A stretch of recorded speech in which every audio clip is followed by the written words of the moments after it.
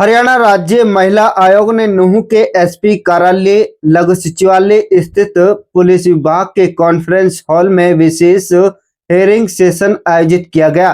इस दौरान महिलाओं से जुड़े कुल 20 मामलों की सुनवाई की गई, जिनमें से 18 मामलों का मौके पर ही आपसी सहमति और संवाद के माध्यम से समाधान कर दिया गया। 2 मामलों को अगली सुनवाई के लिए 10 दिन का समय देते हुए लंबित रखा गया है। अगली सुनवाई पलवल या फरीदाबाद में प्रस्तावित है। सुनवाई में अधिकांश मामले घरेलू हिंसा, छेड़छाड़, मानसिक व शारीरिक उत्पीड़न तथा पति पत्नी विवाद से संबंधित पाए गए, जिन्हें समझाइश और काउंसलिंग के जरिए सुलझाया गया। आयोग की चेयरपर्सन रेणु भाटिया ने कहा कि कुछ मामलों में संपत्ति या पारिवारिक रंजिश के चलते गंभीर आरोप लगाना चिंता का विषय है। उन्होंने स्पष्ट किया है कि महिलाओं की सुरक्षा सर्वोच्च प्राथमिकता है और गंभीर मामलों में आरोपियों के खिलाफ सख्त व नियमानुसार कार्रवाई सुनिश्चित की जाएगी। साथ ही अधिकारियों को महिलाओं के प्रति संवेदनशीलता बरतने और शिकायतों का त्वरित निष्पक्ष समाधान करने के निर्देश दिए गए।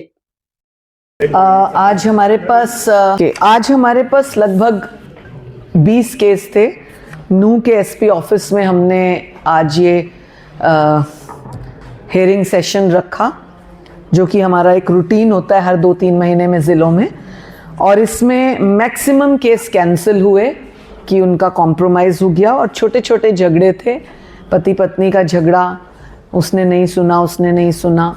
कुछ दुख की बात यह है कि कुछ झगड़े ऐसे कि आपस की लड़ाई में महिलाओं का नाम लगा देना कि मेरे साथ छेड़छाड़ हुई, रेप हुई, और क्लोज रिलेशंस में चाचे का लड़का, नंदोई, जीजा, इस तरह के केस, जो बहुत दुखद है कि अपनी पर्सनल प्रॉपर्टी की या पर्सनल बिजनेस की या पर्सनल कोई लड़ाई के लिए आप केस बनाने के चक्कर में या क्रॉस केस बनाने के चक्कर में आप अपनी पत्नियों को, बहनों को, बेटियों को इस तरह से इस्तेमाल कर लेते हैं। ये बहुत दुखद है।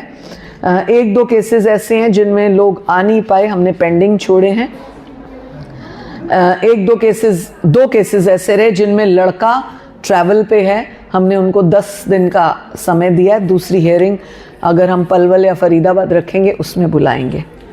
घरेलू हिंसा, देखिए, घरेलू हिंसा एक ऐसा सब्जेक्ट है जिसमें आज की डेट में अगर हम कहें तो बर्दाश्त खत्म है। ईगो प्रॉब्लम है, चाहे वो पढ़ा लिखा तबका है, चाहे वो अनपढ़ तबका है, मिडिल क्लास तबका है, अमीर है, गरीब है, काला है, नीला है, कोई वर्ण का हो। ये एक ईगो प्रॉब्लम सेट कर दी है इन्होंने कि इसने कहा था तो मैं नहीं करूंगी, इसने कहा था तो मैं नहीं करूंगा। ये एक ईगो प्रॉब्लम सेट हो गई है जिस वजह से केसेस बढ़ते हैं। और दूसरा, हम बार बार एक ही बात करते हैं कि परिवार की दखल अंदाजी कई बार पति पत्नी को अलग कर देती है। जेठ खड़े हो जाते हैं बीच में, माँ अड़ जाती है कि हम तो लड़के वाले हैं।